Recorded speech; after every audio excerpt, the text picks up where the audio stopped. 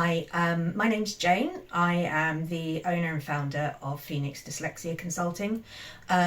We are a education company that primarily looks at working with people with disabilities in the workplace and ensuring that they have the support and the strategies to help them succeed in business. We needed something that was going to help us monitor all of our workload and make sure that we didn't spend too much time on administration, and that's why we chose 17 Hats. Overall, I would give 17 Hats 4 out of 5. It's a good product, but still room for improvement. Before we were using 17 Hats, we had a mashup of Outlook calendars, and the free version of HubSpot, which was connected to our website. And although HubSpot kind of would help us book in some sessions, it didn't really do enough in to take it further, and the overall kind of elements of the product really didn't work for me, and the price point especially didn't work over something that was quite buggy still. The reason we chose 17 Hats over others primarily came down to a few key elements. First of all, it could do pretty much every kind of business task within one piece of software. It had the capacity for growth. So the top tier product that we went for has a 4 staff members that you can add in before there's any additional charges. It had a booking system which would allow you to have more than one calendar in it, and this was imperative really. All the other options that we looked at only allowed one calendar and one person basically to be booked, and when you're growing a company, that's kind of it's a non-starter. So it were all of those elements, and it was at a price point which made risk very low for us. 17 Hats kind of start off a little bit like most products. When you open it, there's tips and there's some pointers, and there's some advice that is helpful.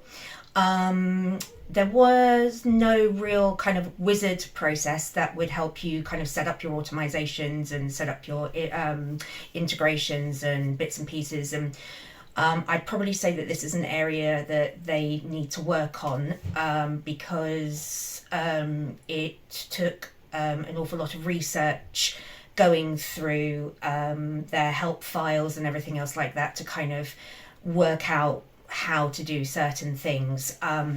So it's not as user friendly as it could be. In uploading information or your previous client base into the service is not as easy as you'd hope it would be either. And one of the main bugbears kind of getting started and that we're still kind of dealing with is syncing emails with Outlook, which kind of seems to be a bit of an Achilles heel for the product. I would definitely look at getting the top tier product. It would be infuriating to kind of have the service and not be able to make use of all the automation elements. And it's really not as, it's not a huge jump in price. The other elements I would certainly look at as your background, other apps and other products that you use.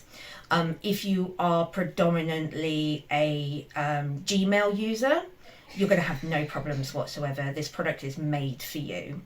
If you don't have any other form of bookkeeping service, or you don't have any other form of financial reporting, again, this is going to be brilliant because it's simple and it's easy. If you have already set up these elements and maybe are a little bit further along, it's definitely worth thinking about how it's all going to work together, and it's going to be able to expand with your business, as this kind of is a bit of a worry for us. But generally, I would take your trial.